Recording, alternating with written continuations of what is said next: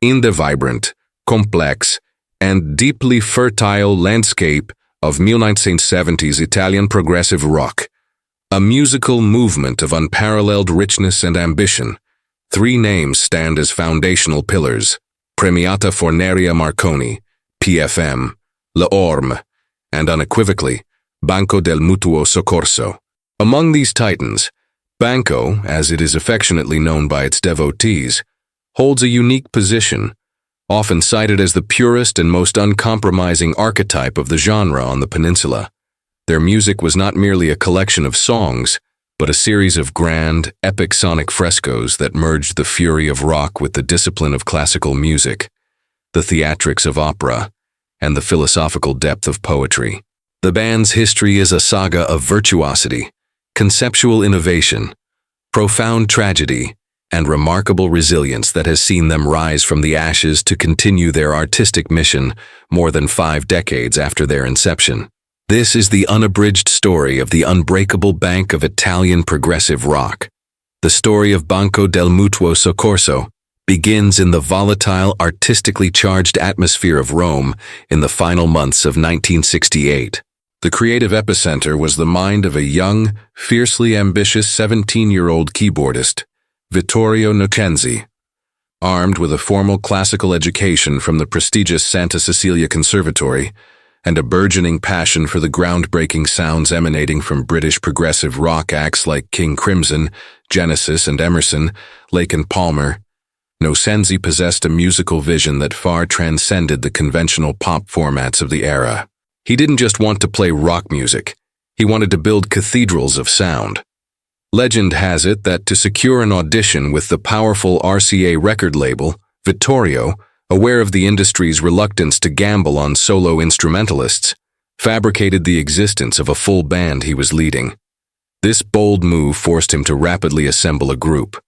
He turned first to the most natural and trusted musical partner he knew, his younger brother, Gianni Nocenzi. Also a pianist of exceptional talent, Gianni's approach was more rooted in classical romanticism and melodic grace, perfectly complementing Vittorio's more aggressive Hammond organ and Moog synthesizer-driven style, heavily influenced by Keith Emerson. This dynamic interplay between two keyboardists would become the cornerstone of Banco'S sound, a distinctive feature that gave them a harmonic and textural palette of unparalleled richness in the Italian scene.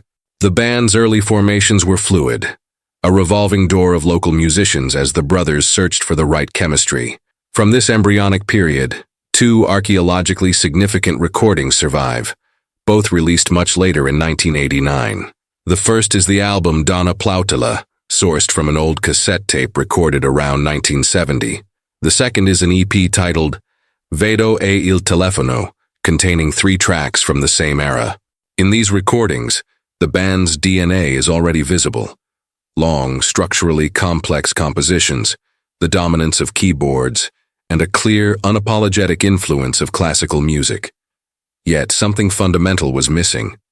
On these early tracks, it was Vittorio Nocenzi who handled the vocals. While competent, his voice lacked the dramatic power and poetic weight that the music demanded. The band needed more than a singer. They needed a frontman, a voice that could serve as the primary vessel for the poetry, emotion, and philosophical inquiry at the heart of their ambitious compositions. The year 1971 proved to be the pivotal turning point. During the second festival Pop di Caracalla in Rome, the Nocenzi brothers' path crossed with members of 2 other local bands, Fiori di Campo and Le Esperienze. From this providential meeting, the classic and most celebrated lineup of Banco del Mutuo Soccorso was born. Guitarist Marcello Todaro, formerly of Fiori di Campo, brought a much-needed rock edge and incisive soloing ability. But the true revelation came from the ranks of Le Esperienze. Bassist Renato D'Angelo and drummer Pierluigi Calderoni formed a cohesive, powerful, and remarkably versatile rhythm section, capable of navigating the complex time signature changes and dynamic shifts that were becoming the band's hallmark. Above all, it was the arrival of vocalist Francesco Di Giacomo that completed the puzzle and elevated the band to a new plane of existence. Born in Sardinia, Di Giacomo was not a typical rock singer. With his imposing physical presence, flowing beard, and magnetic stage persona, he possessed a tenor voice of operatic proportions. It was a voice endowed with a warm, rich timbre, overwhelming power, and an interpretive capability that could transform each song into a miniature theatrical play. But he was more than just a voice. He was a poet. His lyrics, filled with philosophical imagery, existential questions, and social commentary, were the perfect counterpart to the Mackenzie brothers' music. His entry solidified Banco'S identity, transforming them from a group of virtuoso instrumentalists into a complete cohesive musical entity, ready to carve their indelible mark into the history of music. With the lineup solidified and a contract secured with the Ricordi label, Banco entered the studio. The result, released in early 1972, was the eponymous album Banco del Mutuo Soccorso. It was an immediate landmark. Its cover, an innovative die-cut design in the shape of a piggy bank, salvadanaio in Italian, was itself a statement of artistic intent, turning the physical LP into an objet d'art, and today an extremely coveted collector's item. Musically, the album was a stunning and audacious display of power and sophistication. From the opening strains of In Volo, which quotes from Ariosto's epic poem Orlando Furioso, the listener is plunged into a sonic universe where medieval fanfares meet hard rock and Baroque elegance dialogues with psychedelic exploration.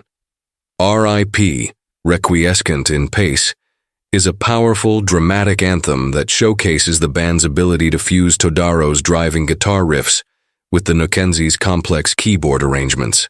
The track shifts between frantic, aggressive passages and moments of solemn, almost liturgical reflection, all anchored by Di Giacomo's commanding vocals. Metamorphosi is a largely instrumental tour de force that embodies the band's classical rock fusion, evolving through multiple sections of intricate piano arpeggios and soaring moog solos. The album's centerpiece, however, is the colossal Il Giardino del Mago, The Wizard's Garden. Clocking in at over 18 minutes, this four-part suite is a progressive rock epic in the truest sense, a musical narrative moving through fantastical landscapes. The interaction between Gianni's classical piano and Vittorio's Hammond organ and synthesizers is the driving force, a constant dialogue of texture and melody over which Di Giacomo's voice acts as the narrator, declaiming his poetic verses with a passion and drama that would become his trademark.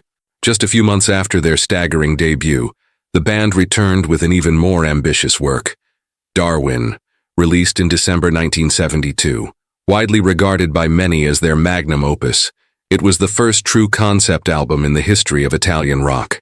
The band set itself the audacious task of musically interpreting Charles Darwin's theory of evolution.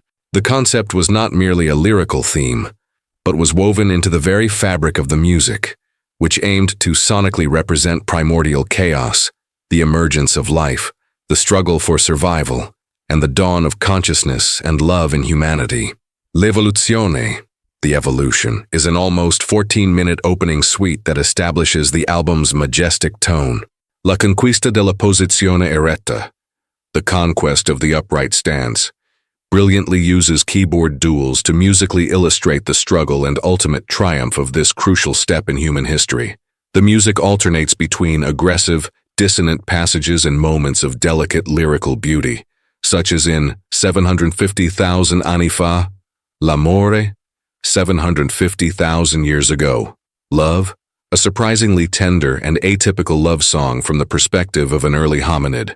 The instrumentation on Darwin was even richer, and the arrangements more sophisticated than on its predecessor. The band created primitive soundscapes where one could almost feel the damp earth and hear the movement of great reptiles. Danza dei grandi rettili. Once again, the packaging was a work of art.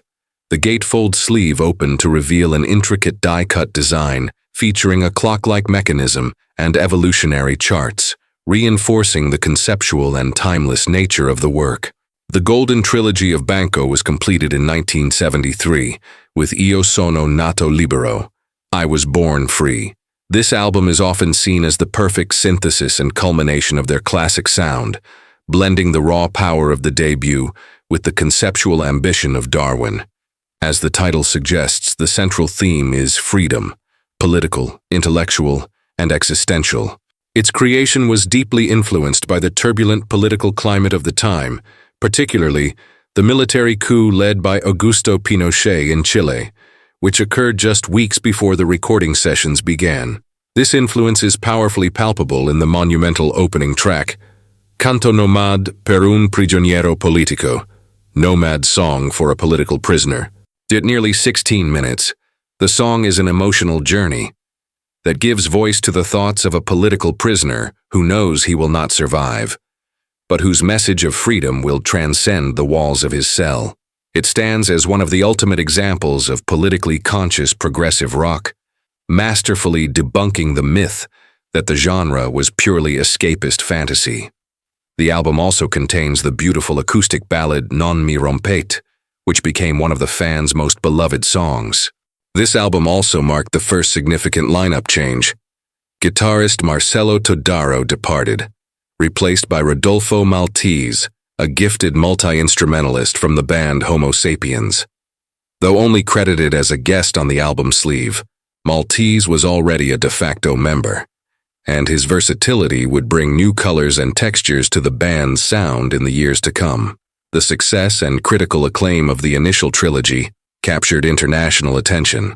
Greg Lake of Emerson, Lake & Palmer was deeply impressed by the band and signed them to his burgeoning label, Manticore Records, which was already home to their compatriots PFM. The goal was to launch Banco into the English-speaking market. To this end, the album Banco was released in 1975. It was a compilation of tracks from their first 3 albums, re-recorded with English lyrics. Despite the effort and the high-profile backing, the project failed to achieve the expected breakthrough. The poetic complexity and cultural specificity of Di Giacomo's lyrics were largely lost in translation, and his voice, so powerfully expressive in his native Italian, sounded less natural and more strained in English.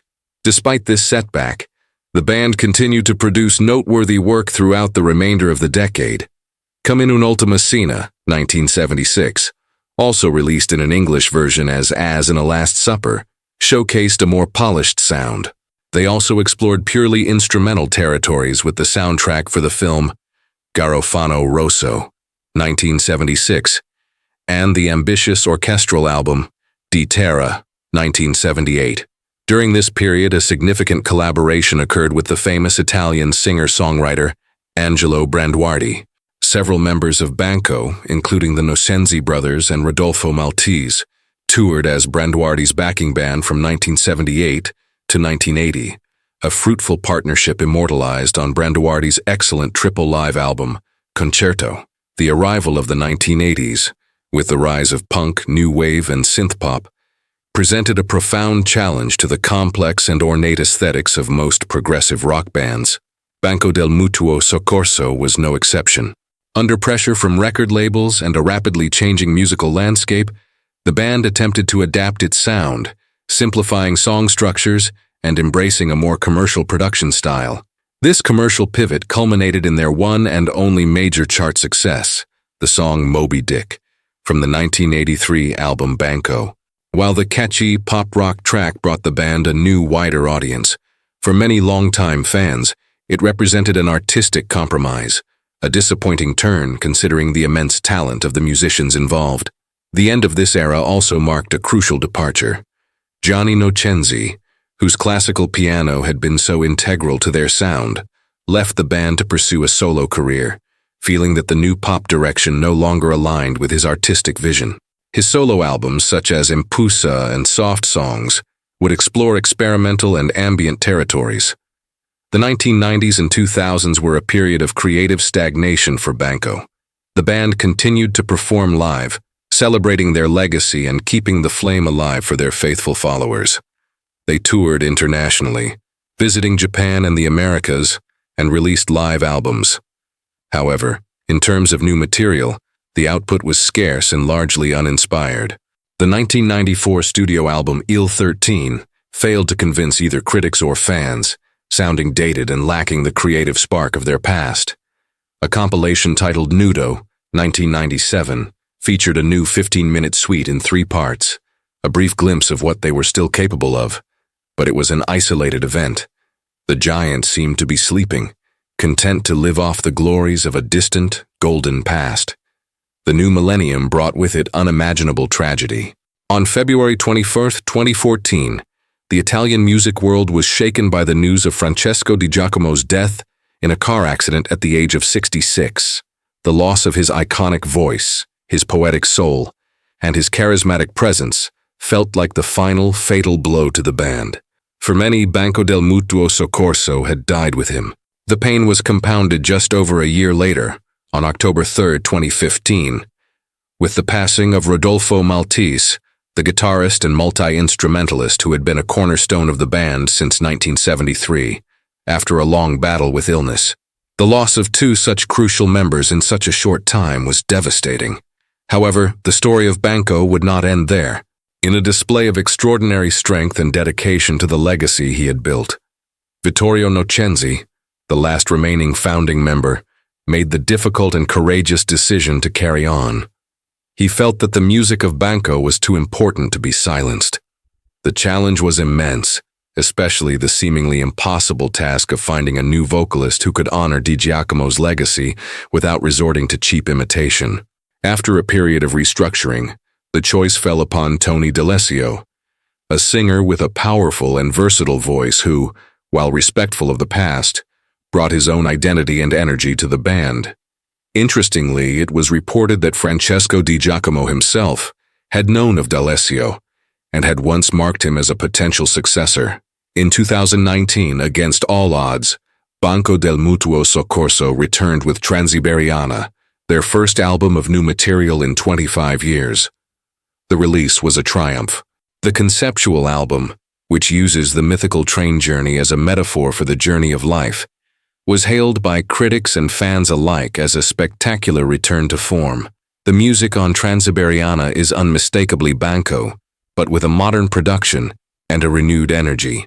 Vittorio Nocenzi's compositions, co-written with his son Michelangelo, are filled with complex instrumental passages, soaring melodies, and the symphonic grandeur that characterized their best work.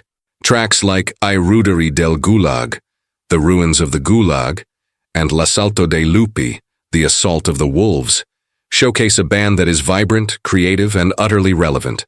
The album's cover art, featuring the iconic piggy bank serving as a terrestrial globe, was a nod to the past, but the music was looking firmly toward the future. Solidifying their renaissance, the band released the album Orlando, Le Forme dell'Amore, Orlando, The Forms of Love, in 2022. Once again, it was an ambitious concept album, this time inspired by the 15th century epic Renaissance poem Orlando Furioso by Ludovico Ariosto. The record solidifies the new lineup and its powerful chemistry. With Vittorio now joined by his son Michelangelo on keyboards, the band recreated the dual keyboard tradition that defined its original sound. The album was again met with widespread acclaim, confirming that Banco's return was not a fluke, but the beginning of a new and exciting chapter in their long and storied history. To aid international fans, English translations of the lyrics were included in the artwork, a gesture that showed a desire to connect globally while remaining true to their Italian roots. Of the big three of Italian progressive rock, Banco del Mutuo Soccorso is paradoxically the one that had the least commercial success, but the one that most perfectly fits the canons of the genre. While PFM and L'Orme often express themselves in more concise, song-oriented formats, Banco unapologetically embraced the long-form epic. Their musical structures were more complex, their compositions more layered, and their instrumentation, with the signature dual keyboards, more robust and symphonic. Their lack of major commercial hits can be attributed to this very artistic intransigence. They never had a simple, catchy single that could embed itself in the collective Italian memory, unlike PFM or L'Orme. Their music demanded active listening. It was dense, challenging, and richly rewarding. And of course, the singular voice of Francesco Di Giacomo, closer to an opera singer than a conventional rocker, was simultaneously their greatest asset and a potential barrier to mainstream acceptance. Yet it is precisely this artistic purity that cements their legacy. Banco del Mutuo Soccorso made no compromises. Their journey is a testament to the power of artistic vision, resilience in the face of adversity and tragedy, and the ability of music to transcend time. 50 years on, their first albums are still studied and revered as pinnacles of progressive rock, and their current incarnation proves that the Odyssey of this extraordinary band is far from over. They remain the bank of mutual succor, offering refuge and inspiration to all who seek music that challenges the mind and stirs the soul.